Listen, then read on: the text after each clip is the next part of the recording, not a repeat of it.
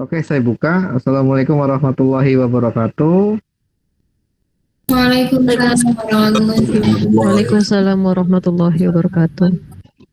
Alhamdulillah, alamin wa binasta'in wa ala muridi waddin. Assalatu wassalamu ala asrafil sayyidina Muhammadin wa ala alihi wa sahbihi ajmain. Puji syukur kehadirat Allah Subhanahu wa taala atas rahmat dan hidayahnya kita masih diberikan nikmat iman dan Islam sehingga kita masih bisa melaksanakan kegiatan perkuliahan pada mata kuliah proses kreatif. Teman-teman yang saya banggakan, sebelumnya saya meminta maaf karena tadi sempat ada problem di sistem dan saya juga sudah koordinasikan ke ketua kelasnya sehingga problem ini tidak memakan waktu lama dan saya juga tidak langsung berkoordinasi lagi ke pihak akademik, masih bisa ditangani sendiri. Kita masuk ke mata kuliah proses kreatif. Kemarin sempat mata kuliah bahasa Indonesia. Mungkin sama di pertemuan sebelumnya, ini pertemuan pertama atau di minggu pertama, mungkin hanya pengenalan saja dalam mata kuliah proses kreatif seperti apa, sama halnya dengan bahasa Indonesia seperti apa. Baru nanti di pertemuan kedua atau minggu kedua baru kita detailnya sehingga nanti sudah memiliki gambaran apa itu proses kreatif seperti itu. Proses kreatif atau yang biasa kita kenal adalah kreativitas. Kita mengenal secara umum bahwa kreativitas itu hanya sebuah karya yang dimana banyak bentuknya.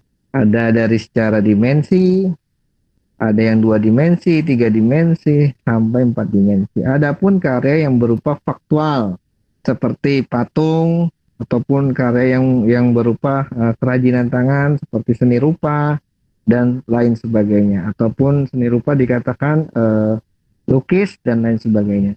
Pak izin, oke silakan, yang izin sholat silakan. Padahal, di sisi lain, kreativitas tidak hanya bersifat karya, tetapi di dalam sebuah kreativitas ternyata ada pola pikir yang menjadikan pola kreativitas ada di dalamnya. Kenapa bagian dari kreativitas dalam berpikir?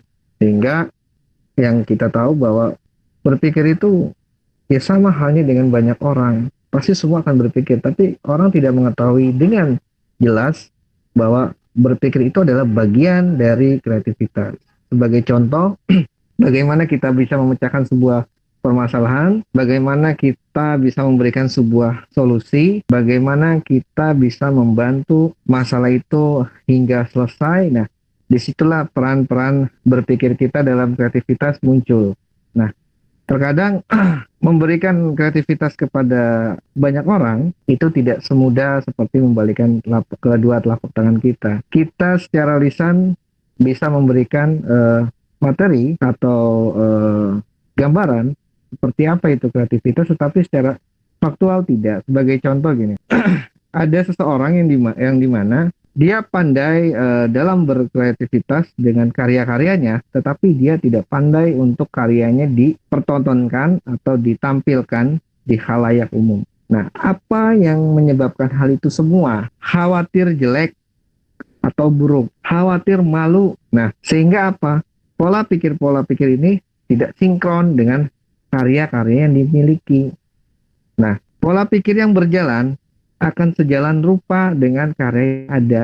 Nah, kita menjadi orang seni, kalau tidak adanya pola pikir di dalamnya, itu tidak akan terjadi. Sebagai contoh, orang seni lukis, kalau dia tidak pandai berimajinasi, kalau dia tidak adanya sebuah imajinasi, dia tidak akan bisa melukis sebuah karya yang dia inginkan. Imajinasi bagian dari berpikir. Sehingga apa? Kreativitas di dalamnya akan muncul atau timbul. Hasil yang dicapai adalah maksimal. Kemaksimalan yang kita capai adalah suatu prestasi bagi diri kita sendiri, terutama apresiasi bagi orang banyak. Masuk slide 2. Kita lihat kreativitas.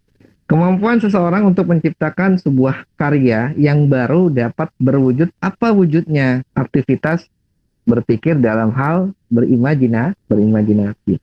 Nah, jangan salah kaprah bahwa kreativitas itu adalah jiplakan, tiruan yang dimana dikembangkan oleh kita. Bukan seperti itu.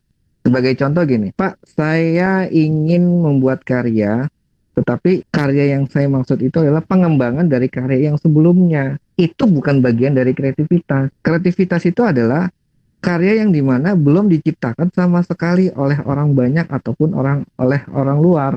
Seperti itu. Itu maksudnya kreativitas. Kalau kita kembangkan dari karya yang sebelumnya, itu bukan bagian dari kreativitas. Sebagai contoh begini, lukis. Misalnya yang satu lukisan yang berupa 2 dimensi. Gambarnya misalnya gunung. Lukisan yang kedua misalnya perkotaan, ya, 2 dimensi pula. Nah, saya mau mengembangkan dari 2 lukisan tersebut menjadi apakah? Nah, kalau modelnya seperti itu bukan bagian dari kreativitas. Seperti itu. Walaupun Pak, ini pasti ada perbedaan. Iya, betul. Memang nanti pasti akan ada perbedaan. Tetapi nilai estetika di dalamnya akan muncul yang sama. Seperti itu. Nah, sehingga apa? Sehingga hasil kreativitas yang kita capai tidak bisa diapresiasi oleh orang banyak. Orang banyak akan menilai dari kreativitas kita berupa apa? Oh, ini indah sekali. Oh, ini belum ada yang pernah melukis gambar ini. A, B, C, dan seterusnya. Maka dari itu yang dimaknai dari kata kreativitas adalah seseorang yang belum pernah menciptakan sebuah karya, bukan yang sudah diciptakan lalu dikembangkan oleh kita sendiri. Bukan seperti itu. Itu bukan bagian dari kreativitas. Sebagai contoh lagi yang kedua, tahu mungkin teman-teman atau Bapak Ibu tahu alat eco racing, yang dimana alat eco racing ini adalah alat untuk menghemat bahan bakar kendaraan roda 2 maupun roda 4.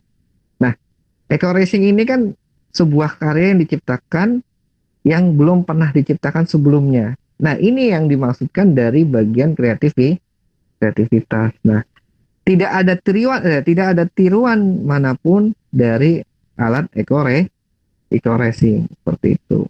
Itu yang saya maksudkan. Ya. Kayak kalau misalnya seperti gini, makanya kata kreativitas itu konteksnya perhatikan, mengarah ke pola pikirkah atau karyakah. Nah, kalau sudah bicara karya, perhatikan dengan baik-baik. Kalau sudah bicara berpikir, juga perhatikan baik-baik seperti itu. Nah, itu salah satu dari kata kreativitas. Makanya kalau eco racing dikatakan sebagai alat, ya, atau yang si pembuat alat tersebut bagian dari kreativitas, ya betul, karena belum ada yang menciptakan hal itu semua seperti itu. Oke, selanjutnya sebentar, kerja kreativitas. Pak, bagaimana sih Pak kerjanya sebuah kreativitas dalam diri kita? Bekerjanya seperti apa? Ya kan? Nah, balik lagi nih saya sebentar. Nah, kita lihat kemampuan sintetik mampu membangkitkan suatu ide baru yang menarik. Seringkali seorang kreatif memiliki partikel berpikir sintetik yang bagus menghubungkan antara sesuatu hal, sebentar nih ada yang masuk, sesuatu hal yang lain dengan spontan. Tipikal kemampuan tersebut mempertimbangkan suatu analisis berpikir kritik, keterampilan analisis, dan memiliki ide yang evaluasi. Kemampuan mengembangkan suatu analisis pikirannya memungkinkan mengejar suatu ide yang jelek menjadi bagus. Menggunakan kemampuan analisis mengeluarkan implikasi ide kreatif dan tes. Kemampuan partikel ialah kemampuan menerjemahkan sebuah teori ke praktek dan ide abstrak kepada percakapan praktikal.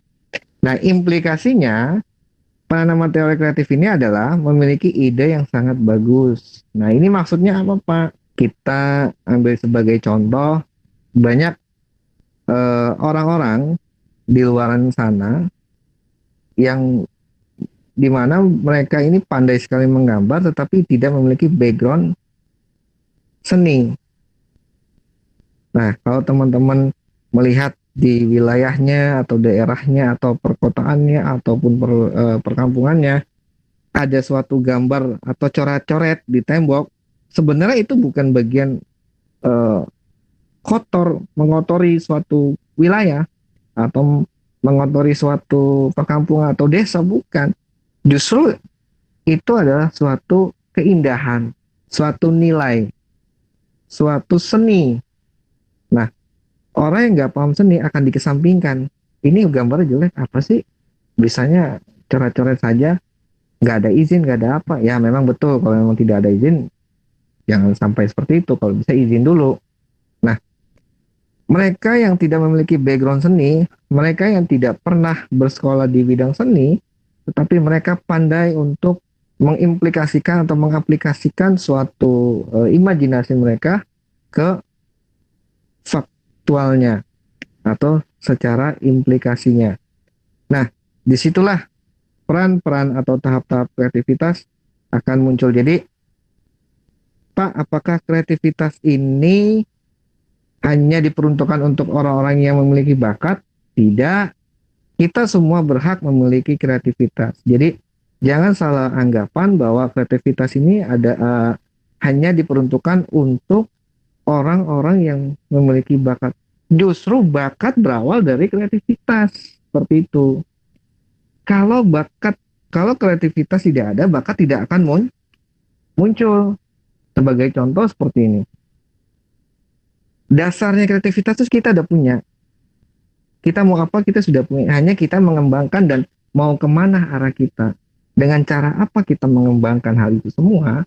Yaitu dengan cara latihan terus. Di mana potensi teman-teman terhadap kreativitas yang dimiliki. Seperti itu. Sebagai contoh gini. Saya bisa bermain musik. Salah satu alat musik adalah gitar. Saya belajar gitar hanya 1 minggu, ya kan? Hanya 1 minggu dan itu diajarkan oleh teman saya. Tapi setelah saya berkenalan dengan alat musik gitar, ada jiwa saya yang dimana, wah ini passion saya. Alat gitar ini ternyata passion saya. Nah, sehingga apa? Kalau kita sudah menemukan passion kita akan terus-menerus mengembangkan dengan sendirinya tanpa adanya dibantu dengan tutor. Nah, tutor ini biasanya hanya di awal saja untuk mengembangkan kita sejauh mana kreativitas kita yang dimiliki. Sama halnya ketika kita ingin melukis suatu gambar. Kita tidak punya background seni lukis. Sampai-sampai ada orang yang ingin belajar lukis memanggil tutor seni lukis atau pengajar seni lukis, ya kan? Nah, disitulah yang saya maksudkan. Kalau kita sudah memiliki dasar kreativitas, kita tidak usah bingung kembali. Kita cukup mengembangkan apa yang kita miliki sehingga menjadikan hasil yang maksimal dan orang banyak akan melihat bahwa orang kreativitas ini enggak semua orang harus dimiliki, nggak hanya orang bakat saja. Semua orang beranggapan bahwa ini cukup orang-orang bakat saja. Oh, ini hanya orang-orang yang sudah punya jiwa seni. Oh, enggak seperti itu. Malah justru kalau seperti itu perspektifnya salah besar. Orang yang tidak memiliki background seni bisa menjadi orang seni, bagian dari kreativitas. Apalagi kita udah masuk ke DKV, kalau kita sih tidak bisa mengembangkan suatu kreativitas, waduh, jangan sampai seperti itu. Itu maksudnya. Maka dari itu, bagaimana caranya Pak untuk kita bisa mengembangkan kreativitas? Kenali dulu diri kita yang pertama. Dasarnya yang kita sudah miliki kreativitas apa? Ya sederhana aja, misalnya Pak di musik, Pak di tarian, ya kan? Atau Pak saya di gambar pandai. Ya itu sudah bagian dari kreativitas, tinggal dikembangkan. Setelah itu apa pengembangannya? Terus latihan, dan latihan. Sehingga apa yang dihasilkan atau yang dicapai akan maksimal. Jangan puas apa yang sudah kita dapatkan. Jadi rasa kepuasan itu hanya sesaat. Jadi terus menerus latihan, latihan, latihan sampai kamu mau jadikan mahir terus, jangan sampai berhenti. Nah, kalau kamu berhenti stuck di satu tempat, ya kamu akan mati di situ, tidak berkembang. Mati yang dimaksud apa? Nah, kreativitasnya tidak akan berkembang. Dan sering-sering bersosialisasi dengan orang-orang yang memiliki background yang sama dengan kita. Jangan melihat status strata orang-orang. Semua udah berhak memiliki kreativitas, hanya saja bagaimana seseorang tersebut mau berusaha untuk mengembangkan kreativitas yang dimiliki. Itu yang saya maksudkan, teman-teman. Nah, ini sebenarnya sudah dijawab semua. 3, 4, 5 semua dijawab semua. Oke, mungkin itu saja pengenalan untuk mata kuliah proses kreatif. Ya, lagi-lagi saya katakan di sini kita sharing dan diskusi, ataupun mau nanya silahkan. Nah, inilah yang dinamakan proses kreatif mata kuliah, yang dimana tidak hanya berupa suatu karya, tetapi di sini juga memiliki peran dalam pola berpikir, sehingga dari hal itu semua kita akan bisa mengembangkan kreativitas diri kita untuk bisa dimaksimalkan. Nah, jangan sampai teman-teman sudah punya basicnya, sudah punya backgroundnya, tapi belum bisa mengembangkan atau memunculkan kreativitas yang ada di dalam diri teman-teman. Itu akan menyulitkan teman-teman di kemudian hari. Nah, di sini Indonesia tuh sudah dikatakan sebagai peniru. Orang-orang yang sering meniru karya orang, seperti itu maksud saya. Jadi jangan ada kata itu lagi di kita. Terus kembangkan potensi-potensi kreativitas kita sampai semua orang mengakui bahwa ini adalah karya saya, gitu. Karya yang dimana diciptakan oleh diri kita sendiri tanpa kita melihat atau mengutip suatu karya orang lain, seperti itu. Itu maksudnya. Jadi kemarin bukan kemarin, waktu hari Selasa ada perdebatan yang dimana bahwa ini hanya untuk yang tadi saya katakan, ini hanya untuk orang bakat saja Pak. Oh, tidak bisa. Kalau hanya diperuntukkan untuk orang bakat, hak akses untuk orang awamnya di mana? Itu berhak kok. Jadi orang awam nggak boleh beraktivitas seperti itu, saya katakan. Orang awam nggak boleh memiliki jiwa kreativitas seperti itu, kan tidak mungkin. Mereka memiliki hak akses semua, termasuk orang yang memiliki bakat sekalipun. Jadi orang yang tidak memiliki bakat, orang-orang yang belum bisa memunculkan kreativitasnya, itu semua berhak.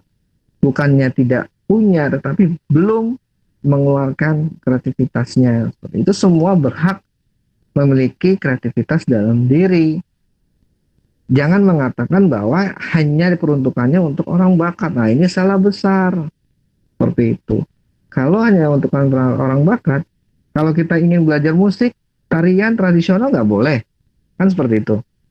Malah justru dengan hal itu semua, kita bisa membudayakan budaya Indonesia sampai mancanegara. Nah, dengan apa? Dengan adanya suatu kreativitas yang kita miliki. Itu maksud dari proses kreativitas dalam mata kuliah ini. Seperti itu. Itu pengenalan mata kuliah ini. Jadi tidak usah bingung.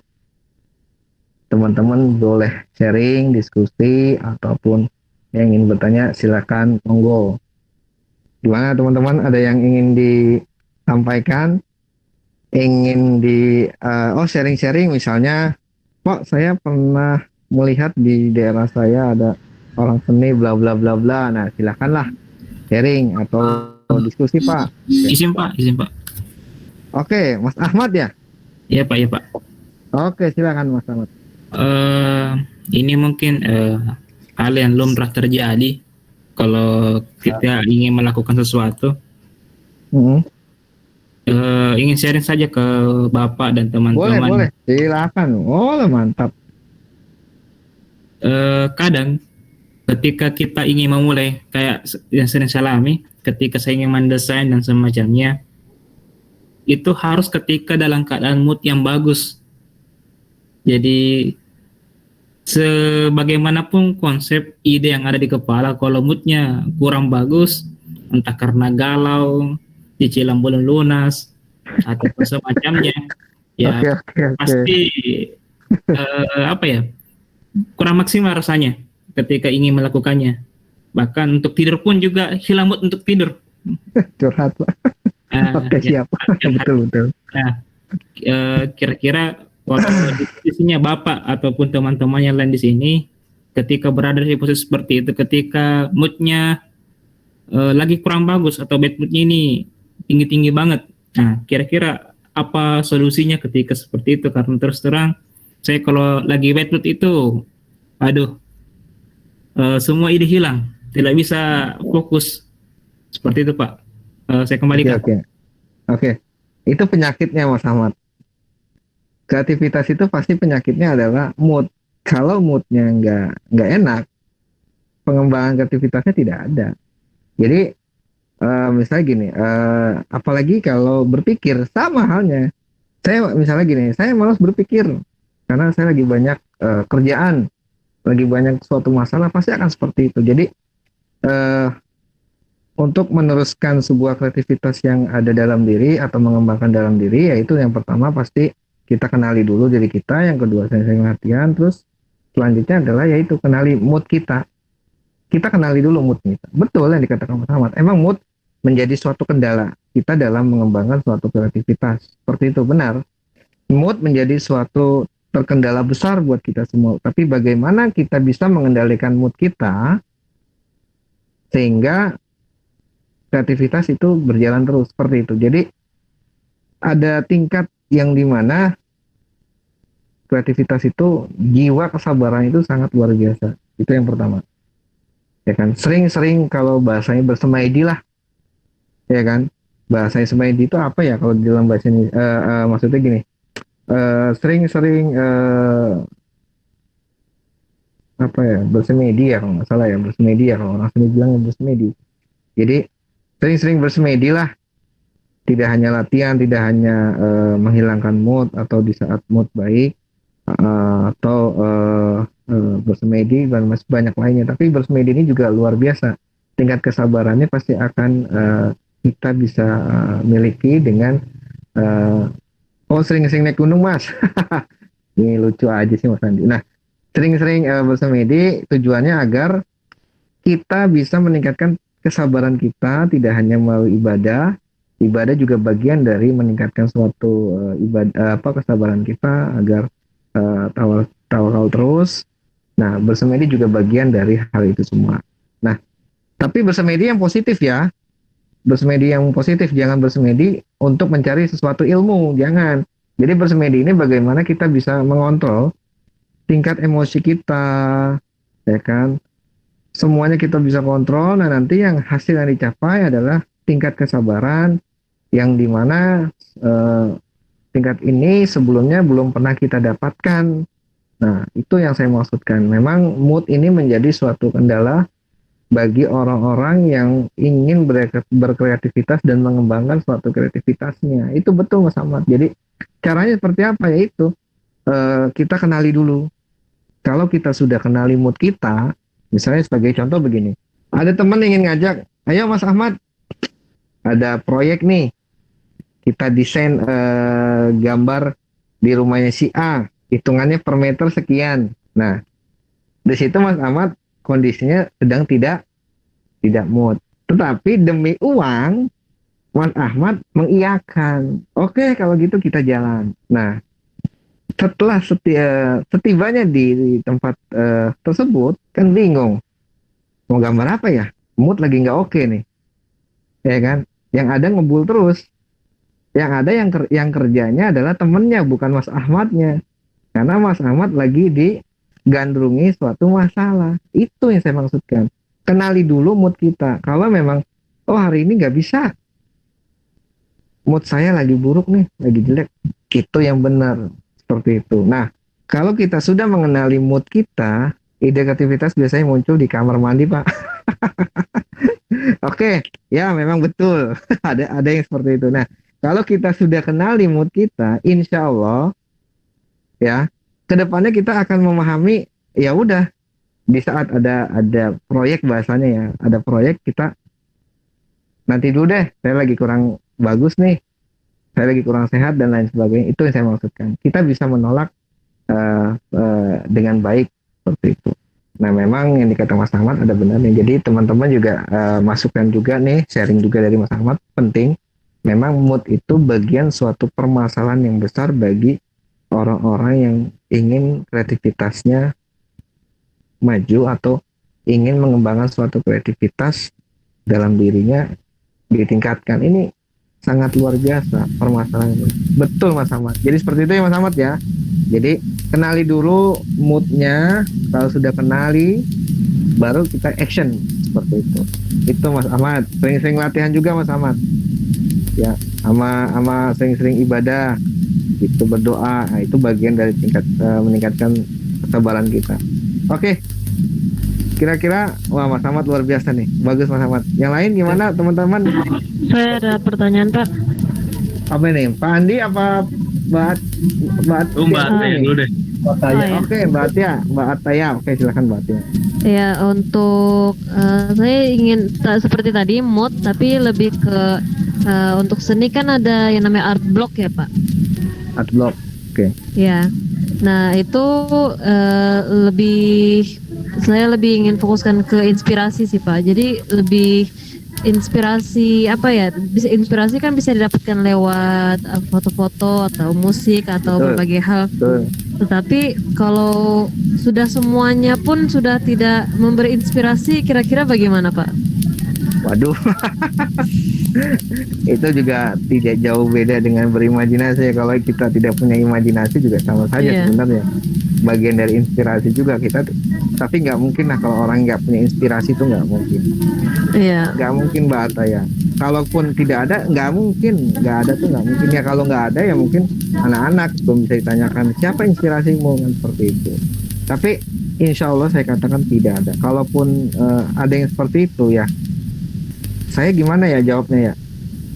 Untuk kedepannya orang ini mau jadi apa dan seperti apa pengembangannya, potensinya itu kita tidak bisa melihat seperti itu. Tapi inspirasi itu adalah bagian dari kehidupan kita.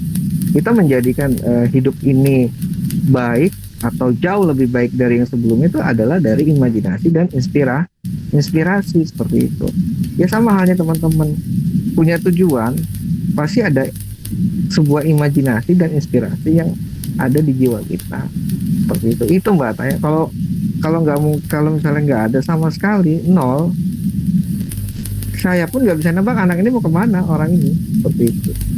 Apalagi benar-benar nggak punya jiwa kreativitasnya seperti itu Mbak Ataya. Oke, baik Pak. Ya silakan Pak Andi. Ya, Oke, Pak Andi. Ini kita sharing aja ya. Iya, nggak usah kaku kita mau udah sharing aja, diskusi.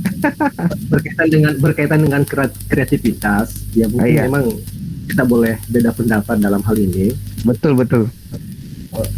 karena kreativitas itu sebenarnya itu kalau menurut saya itu ada empat kreativitas. Tetapi ini kemudian bisa kita kembangkan nanti. Saya pernah sharing ke grup bahwa kreativitas itu ada 4. Yang pertama itu ada kreativitas ekspresi. Kreativitas ekspresi itu adalah kreativitas yang dilakukan oleh seseorang dari dalam tanpa ada dorongan dari luar, ada pengaruh seperti yang terjadi pada anak kecil yang suka mencoret-coret dinding. Ya. Itu berekspresi. Ini kreativitas ekspresi, berarti kreativitas yang murni, yang lahir dari dalam. Nah, kemudian yang kedua, ini menurut Profesor Sofyan Salam, salah seorang guru besar pendidikan seni yang saya baca bukunya di Seni Ilustrasi. Yang kedua dia mengatakan begini, bahwa kreativitas yang kedua itu adalah kreativitas produksi. Kreativitas produksi itu adalah kreativitas menciplak atau meniru karya orang. Itu juga dianggap sebagai sebuah kreativitas. Kreativitas namanya produksi, ada karya, ada foto, orang, kemudian dia lukis, itu juga menjadi sebuah kreativitas, namanya kreativitas produksi.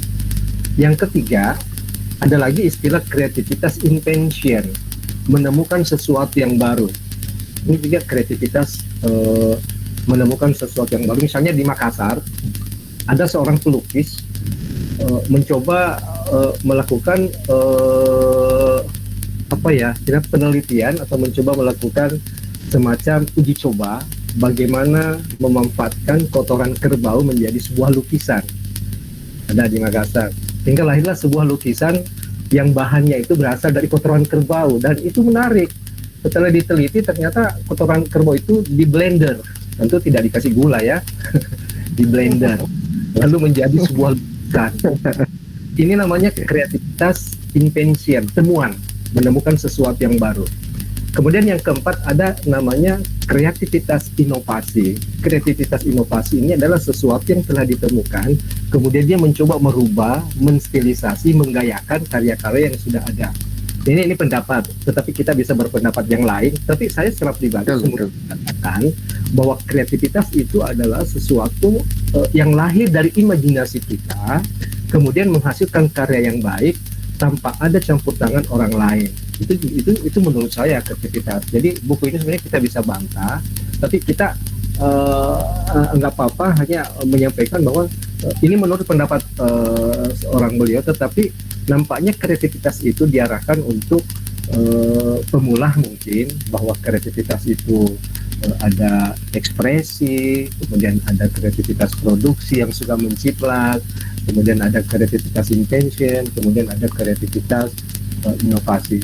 Tetapi intinya yang paling murni adalah kreativitas berdasarkan hasil imajinasi dari kita dalam menciptakan sebuah karya-karya, apakah karya-karya itu karya sastra, karya seni, karya apa saja yang tadi menurut Mas tadi, apa yang menjadi inspirasi kita untuk menciptakan karya-karya yang murni. Seperti itu mungkin Mas. Makasih. Ya, betul Pak Pandi. Jadi terima kasih Pandi. Nah ini juga tambahan dari Pandi, hasil bahan bacanya memang secara insentif ya.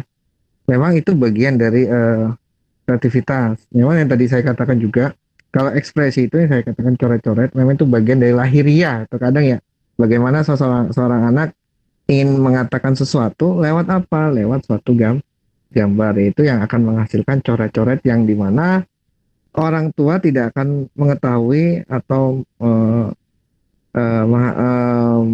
melihat apa sih artinya, makna ini. Memang seperti itu Pandi.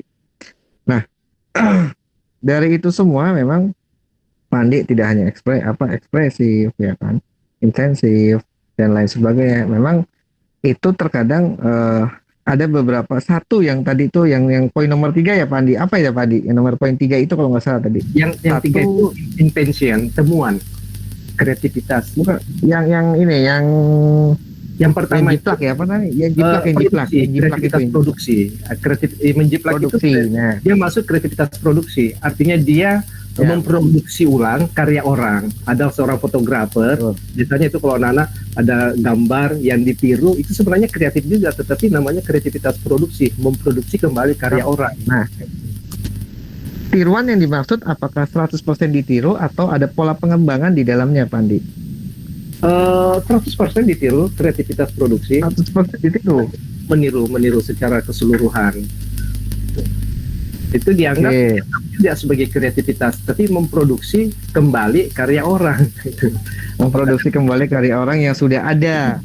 Seperti itu, yang sudah ada sebenarnya kan. Sama halnya dengan memang karya itu sebenarnya banyak hal ya Pandi ya. Tidak hanya dalam bentuk seni, dalam bentuk tulisan juga bagian dari karya. Kayak tadi dikatakan sastra dan lain sebagainya, memang itu bagian dari karya. Oke Pandi, bagus masuk ke sharingnya. Jadi ada tambahan buat kita semua teman-teman. Memang yang lebih alamiah itu memang yang dimana kreativitas melalui imajinasi tanpa adanya sebuah campur tangan. Secara lahiriah yang saya katakan tadi. Memang di awal saya bilang, bagaimana bisa muncul kreativitas? Nah, kalau tidak adanya imajinasi, tidak adanya inspirasi, ya itu bukan dari bagian dari kreativitas yang saya katakan ke Mbak Ataya. Karena apa? Kita dasarnya itu sudah punya, tapi kita enggan untuk mengaplikasikan itu semua, saya katakan kan, Pandi. Sehingga apa?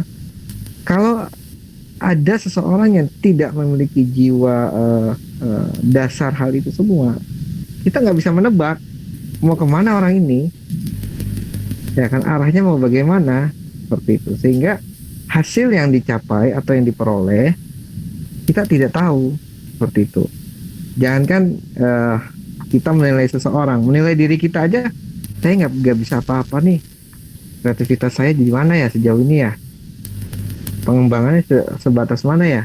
Nah, kalau kita sudah punya ada tanya jawab dalam diri kita, di situ kita akan merasa kebingungan sendiri. Oh, ternyata saya nggak punya kreativitas dan saya kebingungan mau jadi apa saya dan kedepannya seperti apa, itu maksudnya. Jadi memang lahiriah sebuah kreativitas itu adalah berasal dari imajinasi yang dimaksud juga tambahan dari Pandi. Makasih banyak. Tidak adanya campur tangan di dalamnya, baik itu siapapun lah.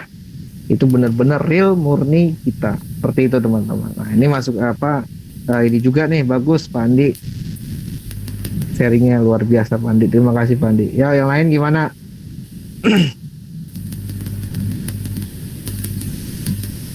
Mas Hanif, gimana Mas Hanif?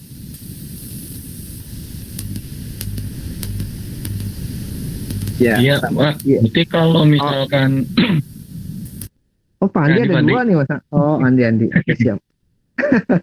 ya, berarti kan yang disampaikan sama Pak Andi juga kan berarti kan kalau misalkan kreativitas itu yang kita kenali dengan ATM atau amati, tiru, modifikasi, itu masuknya Modifikasi. dalam kategori kreativitas produksi atau kreativitas dengan inovasi atau bagaimana? Sedangkan yang kita terapkan itu yang diajarkan oleh founding father dan lain sebagainya. Coba kalian itu ATM, amati, tiru, modifikasi. Selalu diterapkan seperti itu, dasar-dasarnya dulu. Ketika sudah mendapatkan itu, baru kalian bisa mengekspresikan yang tadi disampaikan itu kreativitas dengan tanpa ya usik tangan orang lain lah. Seperti itu. Nah, kalau misalkan yang ATM itu masuknya dalam kategori produksi atau bagaimana ya, Pak? Oke, gimana Pandi? Pandi boleh apa saya? Boleh Pandi, silakan dulu. Oke, nggak apa-apa. Kita sharing Pak, nggak apa-apa. Diskusi aja kita. Jadi memang ATM itu sebenarnya amati, tiru, kemudian modifikasi. Modifikasi itu masuk di kategori kreativitas inovasi.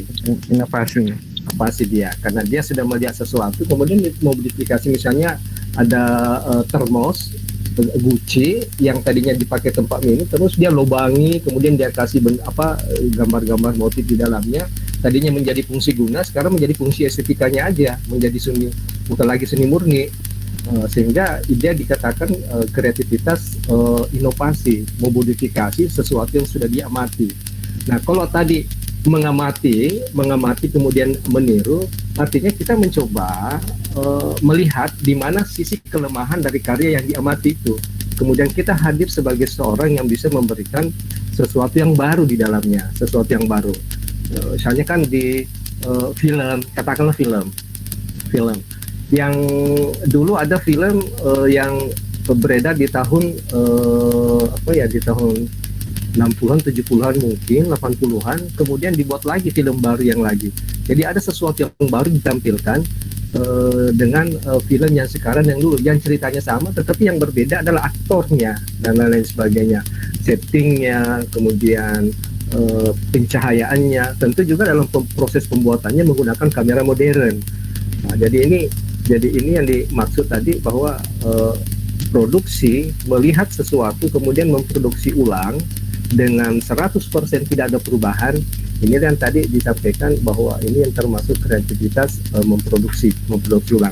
Tetapi kalau sudah memodifikasi, itu sudah masuk dalam proses kreativitas inovasi. Saya kira itu Mas Andi sharing ya. Terima kasih.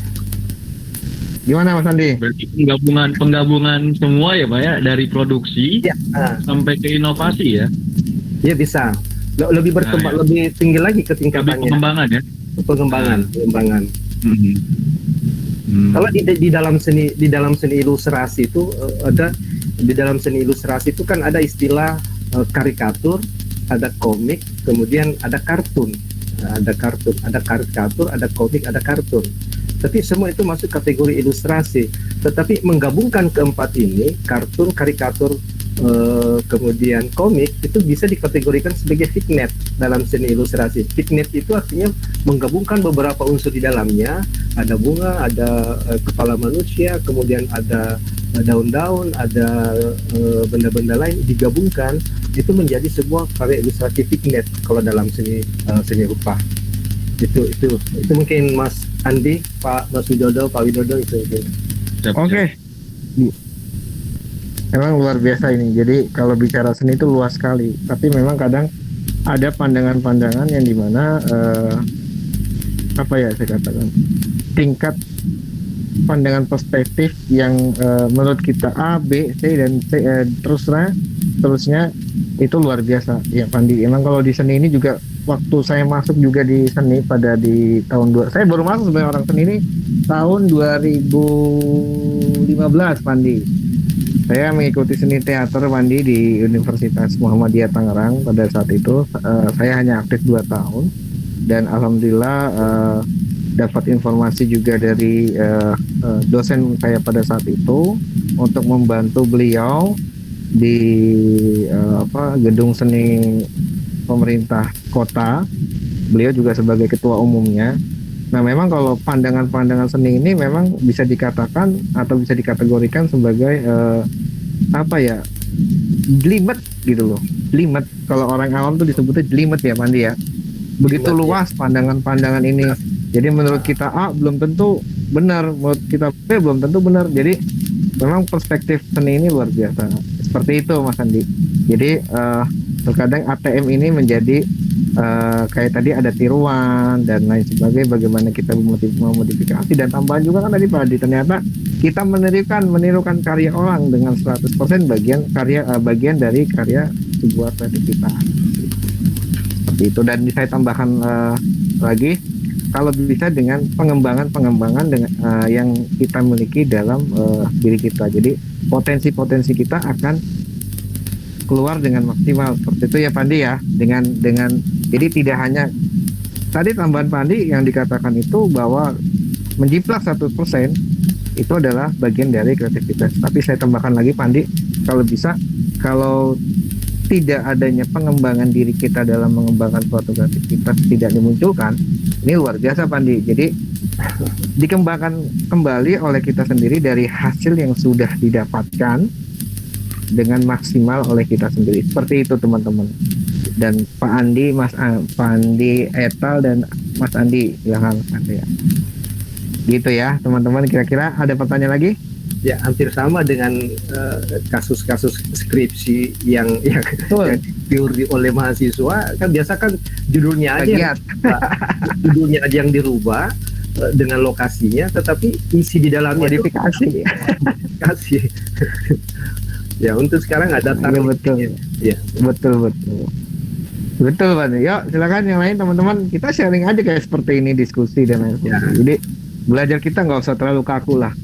Kita semua sama punya pendapat yang berbeda, nggak apa-apa. Namanya juga kita belajar, kita akan. Nah ini yang saya maksudkan, bagaimana kita mengembangkan suatu potensi kita dalam diri.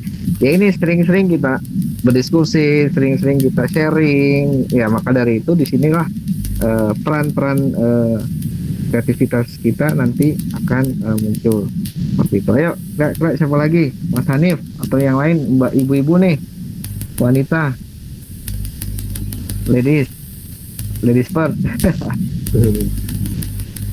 Pandi orang seni apa gimana Pandi? Apa emang gemar di seni atau seperti apa Pandi? Kalau saya sih sebenarnya memang dari senang sih di seni, tapi lebih ke seni pertunjukan. Saya juga senang teater. Ke teater. Senang ke teater. Tetapi lebih mengarah kepada seni yang bernuansa religi. Senangnya ke situ. Oh, luar biasa. Bernuansa religi.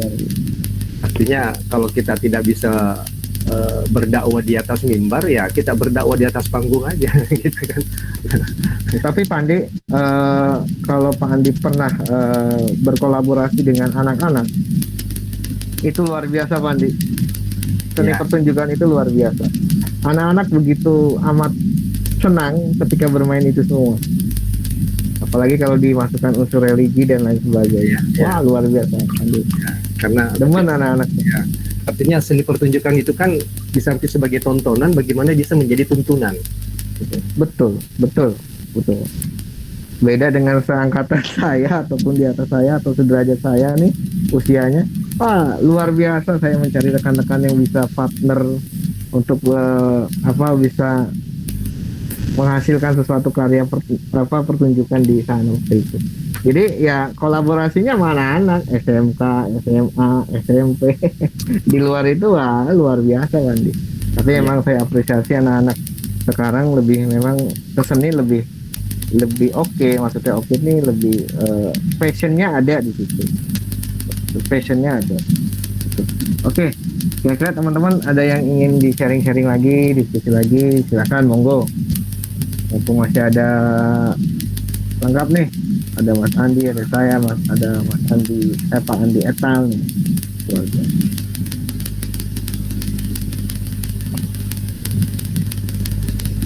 Mas Ahmad, gimana Mas Ahmad? Mungkin terakhir ini Pak. Oke, silakan.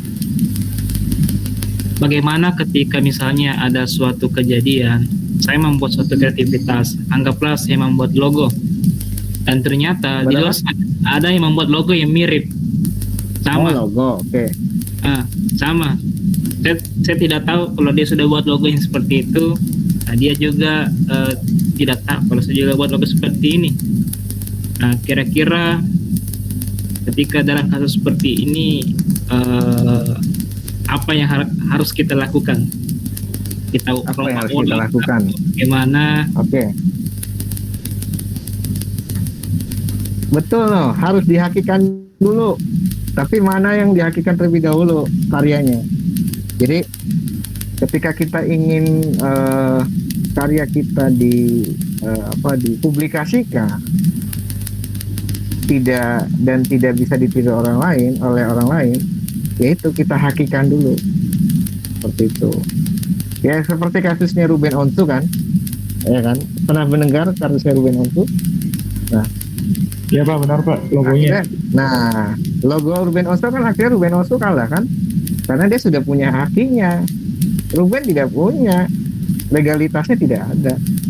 Itu sebenarnya bagian dari kreativitas. Ya Pandi ya. Ya, hanya betul. saja legalitas yang harus berperan di situ. Legalitas apa? Hakinya.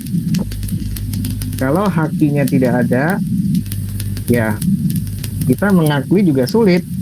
Yang udah ada aja sudah dihakikan, kita yang sudah ada tapi belum dihakikan ya kita kalah. Walaupun itu bagian dari kreativitas ya Pandi ya. Seperti itu. Jadi kalau kita sudah menemukan kreativitas baru, ingin dipublikasikan, cepat-cepat dilegalkan. Seperti itu. Jangan sampai karyanya saja yang dimunculkan. Benar. Bentar teman-teman, tunggu menit. Hujan sebentar.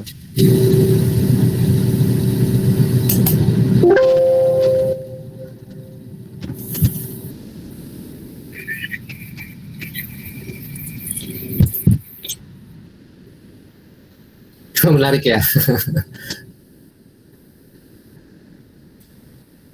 Pak, diskusinya masih semua itu. Kenapa?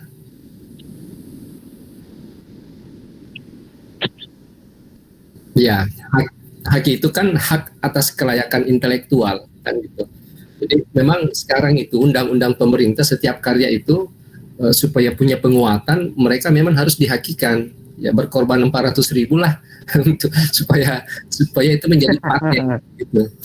Oh naik Pak, 500 sampai 600 gitu kalau Waduh, jadi bisnisnya juga ya, jadi bisnis juga. Ya, Jadi hampir sama dengan TOEFL dengan itu ya. Semua menjadi bisnis. Luar biasa. Jadi gitu ya, Pak Andi, kita sharing-sharing. Gue tanya enak loh, kayak gini-gini nih enak kita sharing, kita diskusi. Jadi enak, jadi nggak usah, kita belajarnya nggak usah kaku. Ya namanya mungkin dari temen ada yang oh dipaham ini begini kan enak seperti itu. Jadi terbuka kita. Ayo, jadi seperti itu ya, Pak Andi ya. Ya, Jadi itu juga bagian dari kreativitas teman-teman, bagaimana kita ingin membuat logo. Ternyata logo yang kita buat sudah ada Ada yang terlebih punya. dahulu. Iya, sudah ada yang muncul. Tapi dengan Berarti antara logo, ini Gimana, Mas antara Andi? haki dengan corporate itu sama ya? kenapa Iya, apa suaranya kurang jelas?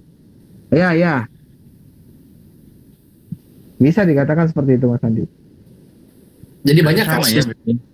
banyak kasus gitu.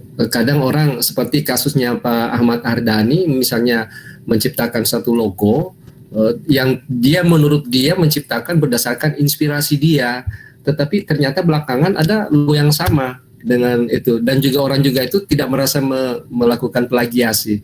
Inilah yang tadi dikatakan bahwa memang harus perlu pengamatan, penelitian, tetapi mungkin makna filosofinya beda. Kan ada gitu, kalau memang tidak sama-sama menciplak. Jadi setiap logo itu kan punya makna filosofi itu. Jadi yang dikatakan tadi Pak Widodo, memang yang paling penting setiap menciptakan sesuatu, kalau itu ingin menjadi penguatan buat kita, maka memang perlu dihakikan hak atas kelayakan intelektual sebagai sebuah karya kita. Itu. Makanya sekarang banyak karya-karya di YouTube itu, film-film pendek itu orang berlomba-lomba menghakikan, kan jangan sampai menjadi plagiasi dari orang-orang lain. Misalnya kasus di mana itu ada, yang sangat viral, ada sebuah film pendek yang sangat viral, kemudian dia mengatakan bahwa ini karya saya. Setelah ditelusuri ternyata dia menciplak dari film-film Thailand, hanya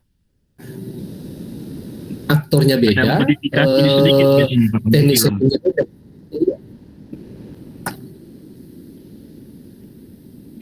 Iya itu. Iya, biasanya kalau dalam film-film gitu kan buat di YouTube atau apa, biasanya ada modifikasi sedikit. Nah, itu agar tidak terkena corporate. Iya. Biasanya sih seperti itu yang dialami oleh Copyright. penerbang gitu. Iya, copyright. Yang penting jangan 60% diciplak. Nah, itu sampai 100% jadi produksi dong.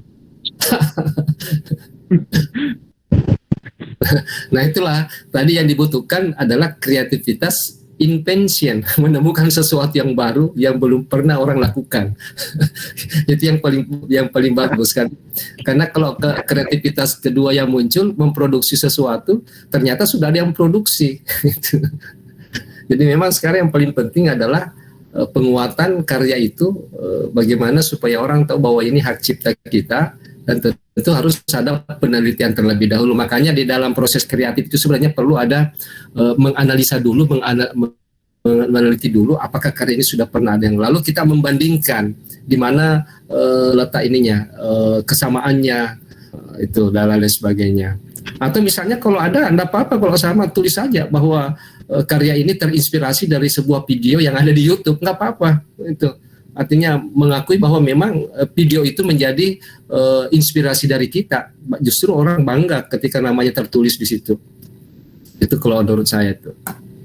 Cakep, luar Tapi biasa. kenyataannya malah tidak ada Pak yang seperti itu. Jadi merasa dirinya itu paling bisa gitu. Masih bisa ya. Iya. Itulah Saya ingin Indonesia. mengakui.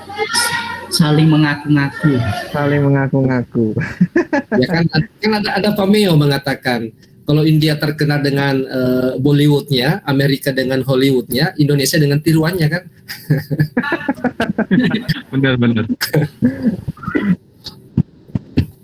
Jadi kalau kita menjadi diri sendiri itu sulit. Ya, Pandi ya, teman-teman ya. Jadi emang inspirasi itu menjadi dominasi kita untuk mengembangkan kreativitas yang ada. Memang betul, Pandi. Iya. Yuk, kira-kira ayo kita diskusikan lagi. Ada lagi nggak? Seru nih. Ya, bagus memang kalau gini supaya kita semakin Iya, banyak wacana bertambah betul. ilmu. Jadi betul. Nah, bisa saling sharing itu terkait Oke. masalah itu kreativitas. Kalau misalkan di YouTube sendiri kan kita udah ada tuh aturan mainnya seperti apa. Nah, Betul. di logo-logo juga kan sudah ada aturan mainnya. Tinggal kita ya mengasah aja sih seperti apa dan bagaimana. Betul. Ya tadi yang tadi disampaikan Om Pandi, jadi menganalisa kreativitas itu ya dari bisa kita upload di YouTube. Nah, dari situ akan keukur tuh Ya, video-video kita tuh dari berapa persen yang masuk corporate orang dan berapa persen dari kita. Begitu juga logo dan lain sebagainya. ya.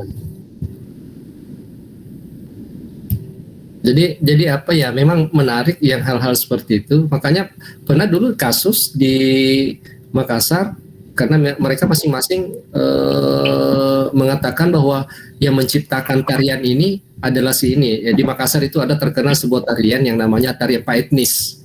Tarian Paetnis itu menggabungkan beberapa gerak-gerak dari 4 suku. Di Sulawesi Selatan ini kan ada 4 suku, ada Makassar, ada Bugis, ada Mandar, ada Toraja. Jadi tarian ini sangat fenomenal, sangat terkenal di Sulawesi Selatan. Setiap ada acara-acara kenegaraan atau acara apa saja, ini yang menjadi yang ditampilkan. Sehingga banyak orang yang mengaku bahwa ini karya saya, ini karya saya, ini karya saya. Akhirnya dipertemukan semua orang yang mengaku itu ternyata tidak ada yang benar, tidak ada yang benar. Ternyata mereka memang meniru tarian itu, tapi dia kembangkan. Tetapi asli dari tarian itu sesungguhnya belum ditemukan sampai sekarang siapa yang menciptakan tari itu. Jadi ada di Makassar itu namanya tarian Paetnis. Banyak orang yang mengaku bahwa ini karya saya. Setelah dipertemukan semua, ternyata memang murni karya itu bukan dari keempat ini yang menciptakan dan belum ditemukan siapa sesungguhnya yang menciptakan itu. Lalu berapa kali tampil itu dimodifikasi, akhirnya ngembang lagi. Sini tampilkan ini karya saya. Jadi yang paling jahat itu adalah ketika kita mengakui sesuatu yang bukan memang karya kita itu. Jahat. Yang menjadi penjahat ya Pak. Ya, Aduh. Ayo gimana kira-kira ada lanjutan lagi nih kaum wanita, coba nih baru satu tadi Mbak Taya. Ada lagi? ya termasuk kan di bagian wanita itu juga banyak juga kreativitas memasang jilbab dan lain-lain sebagainya. Kan Paling banyak itu Pak wanita Pak. banyak. Ini Luar bros, biasa, Dari Pak. sana sampai masak. brosnya disimpan di mana? Letak bros Pak ya, bagian dari kreativitas itu. Termasuk Skincare. Siap. Ayo gimana teman-teman? Ada yang mau di-sharingkan lagi nih? Ayo luar biasa. Enak nih kalau kayak gini nih. ya karena ini memang penting dari semua proses kuliah ini kan yang dibutuhkan adalah kreativitas. Iya, betul Pak. Semua Betul. ya. Kita belajar gambar teknik juga yang dibutuhkan kreativitas. Kita belajar tipografi juga kreativitas. Kita belajar diskusi, bagaimana membuat orang tertarik dengan kita juga kreativitas. Menggunakan the speak of art-nya itu, retorikanya itu. Betul. Laki-laki itu cinta sama perempuan juga butuh kreativitas itu. Saya menyimak. Betul, butuh kreativitas. Iya, bagaimana menyusun kata-kata yang indah. Gitu. Komedian juga kreativitas itu Pak. Oh ya. Dari media Mas Andi. Jadi ya. Gimana teman-teman? Ada yang ingin di sharing-sharing atau diskusi nih? Luar biasa kita nih malam ini.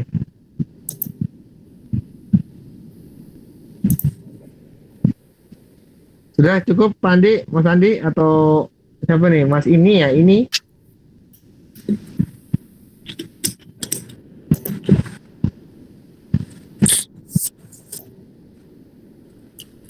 Yang lain gimana? Yo, yang lain no. Yo, yang lain gimana? Aman Pak. Nah, ini ambung aman. Oke. Kalau memang tidak ada lagi, Pak Andi, kira-kira ada yang mau di-sharing lagi, Pak Andi? Pak Andi Eta? Ya, itu aja Ya, mungkin. cukup, alhamdulillah. Luar biasa nih pertemuan malam ini. Wah, ini saya baru pertama kali nih. 2019 baru pertama kali kita sharing seperti ini.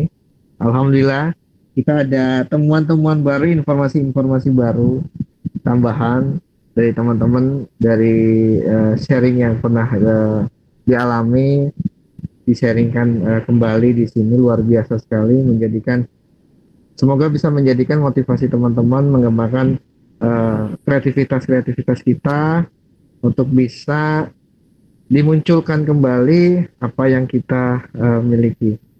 Oke, gitu saja ya teman-teman ya, Pak Andi, Mas Andi ya, teman-teman yang lain. Mungkin Siap. luar biasa malam ini, mudah-mudahan pada kesempatan malam ini apa yang kita dapatkan, informasi dari pengalaman kita yang tadi sudah di-sharing bisa bermanfaat bagi kita semua dan memotivasi kita semua. Mungkin itu saja dari saya. Demikian mata kuliah ini berjalan dengan baik, alhamdulillah, lancar. Wabillahi taufiq wal hidayah. Wassalamualaikum warahmatullahi wabarakatuh.